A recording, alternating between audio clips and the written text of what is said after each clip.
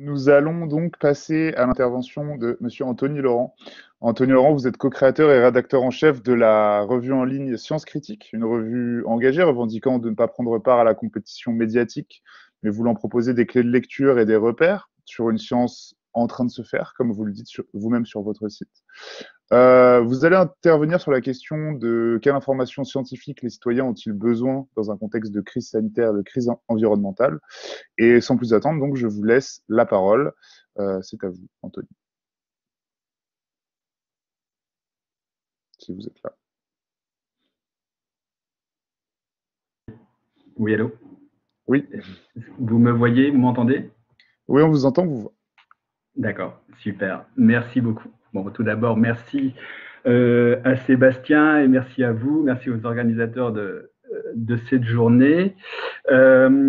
Effectivement, je vais. Alors, vous m'avez confié le thème de médias et débats publics et j'ai voulu, en effet, un peu problématiser mon intervention, comme vous l'avez dit, c'est-à-dire d'essayer de répondre finalement à la question de quelle information scientifique les citoyens ont-ils besoin dans un contexte de crise sanitaire et de crise environnementale. Donc, ce qui est important aussi de comprendre au préalable, c'est que je m'exprime en tant que journaliste scientifique et pas du tout d'universitaire. Alors, bon, déjà, moi, je fais un distinguo entre ce qu'est la communication et ce qu'est le journalisme. Pour moi, ce sont deux choses assez différentes. J'y reviendrai peut-être plus tard dans mon exposé, mais disons peut-être déjà que le journaliste scientifique a pour charge, a pour fonction de communiquer l'information scientifique. Donc, il faut aussi rappeler que le journaliste scientifique est un médiateur des sciences déjà d'emblée, et que la médiation des sciences, en fait, elle revêt plusieurs formes. On peut faire de la médiation des sciences par l'édition, par les livres, par les musées. Il y a également pas mal d'associations qui se disent passeurs de sciences pour transmettre les connaissances scientifiques à un grand public et généralement aux plus jeunes générations. Et dans cette grande famille de la médiation des sciences, il y a bien sûr le journalisme, la communication évidemment institutionnelle, et puis le journalisme scientifique. Alors je rappelle que qu'est-ce que l'information scientifique? Souvent il est confondu l'information scientifique avec l'information qu'on retrouve dans les revues académiques. Moi, je ne parle pas de cette information scientifique-là. Il s'agit là de connaissances scientifiques qui sont consolidées, structurées, validées par la communauté scientifique. Mon propos sera plutôt donc, ce qu'on appelle l'information scientifique, celle qui est en fait traitée, produite par les journalistes scientifiques. Ce que je voudrais souligner par mon intervention, c'est que souvent, quand on entend information scientifique, on pense d'emblée vulgarisation scientifique. Donc historiquement, dans l'édition, dans l'information scientifique, depuis on va dire la fin du 19e siècle, il y a eu cette volonté de vulgariser les savoirs scientifiques, c'est-à-dire de passer l'information des savants, de la communauté scientifique envers un public, un grand public qu'on considère a priori comme profane. Et donc, dans ce cas-là, l'information, les connaissances scientifiques, les savoirs scientifiques sont ce qu'on appelle traduits. En gros, le travail du médiateur dans ce cas de figure-là, c'est de prendre les connaissances scientifiques et de les traduire finalement dans un vocabulaire, dans un langage qu'on va dire commun, populaire, puisque la science, dans sa façon de fonctionner, développe des jargons, des concepts, des mots techniques, évidemment qui ne sont pas toujours compris du grand public. Et le médiateur des sciences qui est là, qui se fait vulgarisateur, a pour rôle principal dans ce cas précis de se faire traducteur des savoirs scientifiques. Donc là, l'information scientifique, en tout cas la communication ou la transmission de l'information scientifique est conçue comme un billard à trois bandes, on va dire, c'est-à-dire des scientifiques qui travaillent à la production de savoirs scientifiques et puis des publics qu'on considère comme plutôt passifs, profanes, ignorants. Et au milieu, il y aurait donc ce médiateur, cet informateur scientifique. Mais l'information scientifique, si vous voulez, elle a une histoire, comme la science a une histoire, et comme les rapports entre science et société ont également une histoire, comme Vincent l'a très justement rappelé. Et donc, aujourd'hui, si vous voulez, l'information scientifique telle qu'elle se pratique réellement est encore souvent imprégnée, on va dire, elle a pour fonction principale aujourd'hui encore toujours cette fonction de vulgarisation de cette vulgarisation des connaissances scientifiques. Alors, tout le monde connaît les revues comme Science et Vie, Science et Avenir. Il y a également les pages sciences dans les grands quotidiens d'information et puis dans les hebdomadaires. Donc, on est toujours, enfin, une des pratiques aujourd'hui du journalisme scientifique, c'est cette part de vulgarisation des savoirs scientifiques. Mais comme l'a dit Vincent, il faut quand même contextualiser. C'est-à-dire qu'effectivement, depuis la Seconde Guerre mondiale et particulièrement depuis l'invention de la bombe atomique, il faut quand même bien concevoir ce qu'est l'invention de la bombe atomique dans les années 40, c'est la capacité de destruction totale ou partielle, mais en tout cas vraiment définitive, de toute forme de vie sur Terre. Donc il y a un avant et vraiment un après, on va dire, la Seconde Guerre mondiale, même si voilà, il y avait déjà des contestations, on va dire, enfin des critiques des sciences et des techniques qui se faisaient déjà au XIXe siècle. Mais si vous voulez, au sortir de la Seconde Guerre mondiale, il y a déjà une forme, si vous voulez, de politisation de la recherche scientifique, c'est-à-dire à quoi sert-elle? Est-ce qu'elle sert pour le bien de l'humanité ou au contraire, est-ce qu'elle est plutôt, on va dire, ces développements sont plutôt néfastes à l'humanité. Donc déjà, pendant la Seconde Guerre mondiale, il y a une forme de politisation de la science. Et donc, cette politisation de la science au sortir de la Seconde Guerre mondiale va forcément impacter aussi la médiation, la transmission, l'information scientifique. Je rappelle déjà cette anecdote, c'est que après les bombardements de Hiroshima et de Nagasaki en août 1945, la presse européenne, quand même, en grande majorité, célébrait ces bombardements en tant que révolution scientifique. Donc, il y avait quand même déjà une forme, effectivement, les transmetteurs, les journalistes à l'époque étaient quand même toujours dans ce culte du progrès, dans ce culte de l'idéologie du progrès. Et à partir des années, à partir de la Seconde Guerre mondiale, et effectivement, au cours des années 50, 60 et 70, il y a une forme de politisation de la recherche et qui est passé par une forme de questionnement, de mise en cause des orientations, des finalités de la recherche. Et dans les années 60 et 70, avec le point culminant de mai 68, l'institution scientifique en tant que telle a également été contestée par des mouvements sociaux à l'intérieur même des laboratoires et des universités. Donc, à la fin des années 60, 70, il y a des mouvements de contestation, donc la révolte étudiante, la révolte sociale, qui n'a pas épargné les laboratoires et les universités. Donc, il y a eu beaucoup de chercheurs qui ont été en grève, des personnels administratifs des universités qui sont mis également en grève et qui contestaient souvent justement la militarisation de la recherche. Ils étaient pacifistes, et puis ils posaient effectivement la question des conséquences des développements technoscientifiques sur la société et sur la nature. Donc on a dans ces années 60-70 une science, une recherche scientifique qui est contestée de l'intérieur, on a appelé ça la critique interne des sciences, et dans cette ébullition, dans ces mouvements sociaux de contestation de la recherche scientifique, il y a eu des expériences éditoriales qui peuvent être, à bien des égards, considérés un peu comme des ancêtres, on va dire, d'un journalisme scientifique renouvelé. Ces revues dites éphémères des années 60-70 sont par exemple Survivre et Vivre, Impatience, Labo Contestation, qui ont été édités, dont les contenus ont été écrits par les chercheurs eux-mêmes qui donc contestaient les finalités, notamment les visées militaires et économiques de la recherche scientifique d'alors. Et en même temps, dans cette grande révolte sociale, c'est là qu'a émergé, on va dire, en tout cas, c'est là qu'il y a eu la rencontre entre des mouvements de contestation de la science et puis les mouvements féministes et également les mouvements favorables à l'écologie politique. C'est-à-dire qu'il faut aussi comprendre qu'à ce moment-là, la critique de la recherche scientifique et la critique des technosciences va faciliter, va donner un terrain favorable à l'émergence de l'écologie politique.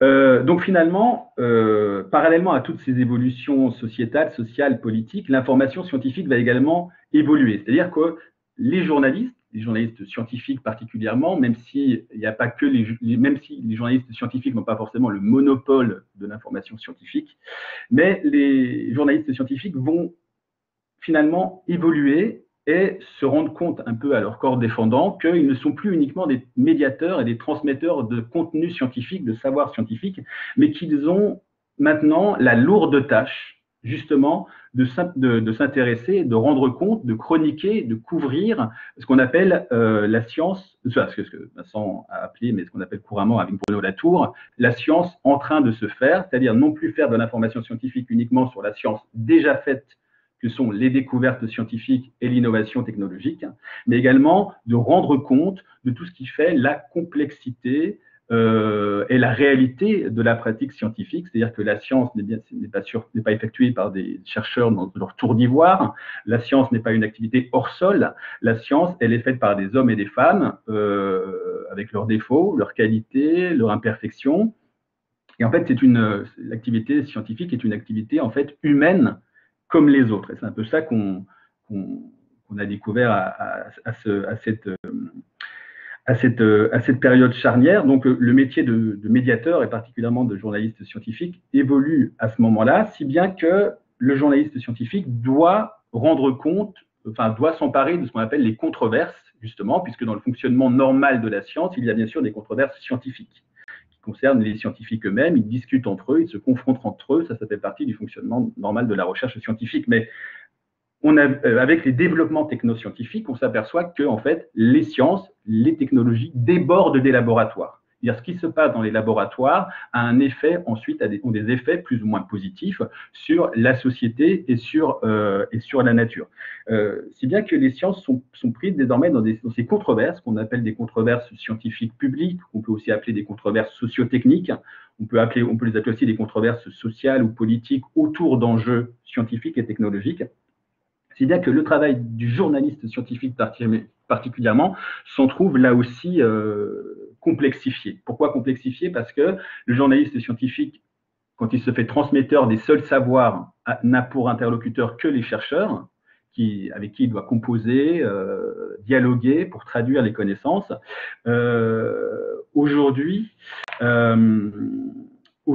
le journaliste scientifique, à mon sens, doit évoluer d'un rôle de transmetteur des savoirs à un rôle de, on va dire, éclaireur de controverses. C'est-à-dire que le rôle vraiment primordial aujourd'hui du journaliste scientifique n'est pas tant de donner des réponses définitives apportées par la science à des problèmes sociaux ou politiques, mais c'est de rendre compte, c'est de rendre plus compréhensible, plus intelligible toutes ces controverses sociotechniques aux citoyens. Puisque les technosciences débordant des laboratoires et impactant la nature et la société, de ce simple fait-là, les citoyens sont en droit d'exprimer un avis. Non pas tant une opinion spontanée, que plutôt un avis éclairé à travers des dispositifs, comme on a parlé tout à l'heure de conventions citoyennes pour le climat, mais il y a d'autres en fait dispositifs comme les conférences de citoyens, les conférences de consensus, etc. Donc, les technosciences débordent des laboratoires, elles touchent la vie de tout à chacun. Dès lors, les citoyens ont droit, on le voit au chapitre, et ont le droit de délibérer, devraient en tout cas, sur les politiques de la recherche. C'est en ça qu'une information scientifique est aujourd'hui extrêmement importante. Donc je disais que ça transforme la pratique du métier de journaliste scientifique, puisqu'il n'a plus comme source uniquement les chercheurs, mais ces sources se diversifient. Il y a bien sûr les chercheurs, les ingénieurs, les techniciens évidemment, mais il y a aussi les responsables politiques qui sont obligés de prendre en charge les controverses sociotechniques pour les clôturer, pour en tout cas en trouver des solutions d'une certaine façon. Il y a les citoyens qui interviennent, souvent constitués en ONG ou en association. Donc, les citoyens eux-mêmes développent leurs connaissances, leur propre expertise, des expertises citoyennes. Et puis aussi, nous avons un autre acteur, même si cette typologie n'est pas parfaite, mais qui sont les acteurs privés, le monde des entreprises, des multinationales. Voilà, donc il y a tout. Dès lors, donc, le journaliste scientifique a vraiment pour rôle, pour fonction de rendre intelligibles ces débats qui ont bien sûr, débats sociotechniques qui sont bien sûr extrêmement complexes par définition. Donc voilà, j'avais prévu beaucoup de choses, mais je vois que l'heure tourne. Donc pour en rester sur la pratique du métier de journaliste, elle se complexifie, elle a évolué de fait, elle devrait également beaucoup évoluer. Dès lors, je considère que, puisque sur ces controverses sociotechniques, on a besoin d'un éclairage scientifique, on l'a sous la forme de l'expertise scientifique. Et c'est vrai que dans nos sociétés, on l'a vu particulièrement depuis la crise de Covid-19, les pouvoirs publics ont un besoin pour décider, pour trancher d'une expertise scientifique. Et c'est vrai que comme on vit dans une société qui est particulièrement complexe, hyper technologisée, l'expertise scientifique est extrêmement importante pour fonder des décisions politiques. Mais là, il y a un problème avec l'expertise scientifique d'une certaine façon, puisque comme on vit dans une société complexe, finalement, on peut considérer que l'expertise déjà dépossède les citoyens de leur capacité de jugement, de leur capacité à délibérer collectivement. Finalement, il y a une, si vous voulez, il y a une prise en otage, pour le dire de façon assez provocatrice, de la démocratie technique par l'expertise scientifique. Donc, finalement, aussi, le journaliste, dans ce cas de figure-là, qui doit renseigner, informer, doit bien sûr avoir comme interlocuteur les chercheurs qui font de la recherche, mais également les chercheurs qui deviennent experts. Et dans ce cas-là, il y a une complexité, c'est une difficulté, une contrainte pour le journaliste scientifique, puisqu'évidemment, l'expert scientifique est habité d'une légitimité pour dire les savoirs scientifiques, mais il n'est pas exempt de ce que je disais tout à l'heure, puisque la science est une activité humaine comme les autres. L'expert scientifique peut être, lui, malheureusement, en proie à ce qu'on appelle les conflits d'intérêts, qui entachent la pratique de la science et de l'expertise.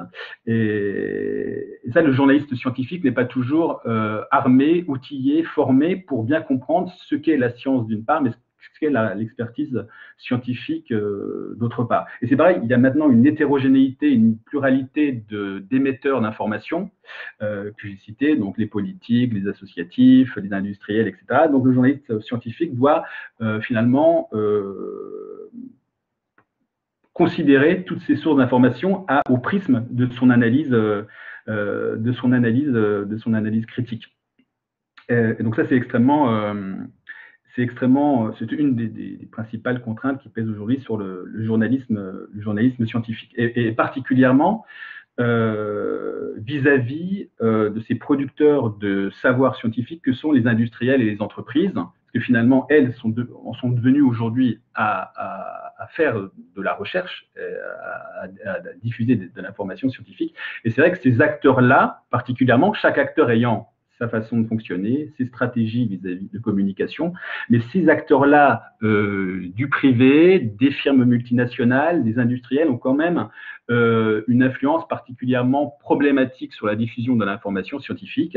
Ça a été abondamment documenté par le journaliste du Monde Stéphane Foucard, qui a écrit un livre, La fabrique du mensonge, par Annie Tebomoni, qui est une sociologue des sciences à l'INSERM, qui a écrit un livre qui s'appelle La science asservie. Et on se rend compte que ces acteurs industriels sont souvent dans un rapport d'instrumentalisation, instrumentalisent la recherche dans leur stratégie propre pour défendre leur existence même, et puis défendre aussi et surtout les produits que ces acteurs mettent sur le marché. Donc je passe, j'avais prévu de vous dire à peu près toutes les stratégies de ces industriels pour peser sur les débats publics, parce que tout le monde finalement qu'il soit journaliste, scientifique, industriel, associatif, homme politique, veut peser, en tout cas intervient de fait dans le débat public. Et les industriels, encore une fois, particulièrement interviennent de façon tout à fait particulière dans des stratégies de communication que le journaliste doit doit traiter au prisme critique. On parle d'ailleurs de ces acteurs comme étant des marchands de doute par l'historienne des sciences Naomi Oreskes. Donc, ces marchands de doute, ce sont des gens qui instrumentalisent la science pour créer justement du doute, distiller du doute dans les débats publics. Voilà, donc en gros, pour moi, le journaliste scientifique aujourd'hui ne doit plus être uniquement, exclusivement un transmetteur des savoirs scientifiques, il doit aussi se faire éclaireur de ces controverses sociotechniques. Et dans ce travail d'éclairage, bien sûr, comme on l'a dit précédemment, c'est un travail extrêmement complexe puisque les sources d'information sont complexes, les stratégies de ces sources sont elles-mêmes très diverses. Et donc, c'est un travail assez compliqué. Et donc, ce type d'information aussi trouverait son utilité, je dis ça maintenant pour conclure, dans le cadre d'une véritable démocratie technique, puisque s'il s'agit d'informer les citoyens sur ce qu'est véritablement la science, sur ce qui est réellement le fonctionnement de la science, pour qu'ils puissent s'informer, on va dire, de façon qualitative, c'est pour qu'en dernier ressort, c'est pour qu'in fine, ils puissent donner leur avis sur les orientations de la recherche, les financements de la recherche, les priorités de la recherche. Mais force est de constater aujourd'hui que les arènes démocratiques qui permettraient à ces citoyens de débattre collectivement des orientations de la recherche, ça existe peu souvent, ça existe peu, de façon générale, en permanence. Donc ça, c'était des choses qui sont à inventer. Et puis, quand elles sont créées ex nihilo, comme la Convention citoyenne pour le climat, eh ben, elles présentent toujours le risque ou le défaut d'être récupérées politiquement. Voilà, à peu près rapidement ce que je voulais vous dire sur la médiation de l'information scientifique dans le débat public. Merci beaucoup, Anthony Laurent, pour votre intervention. Merci à vous.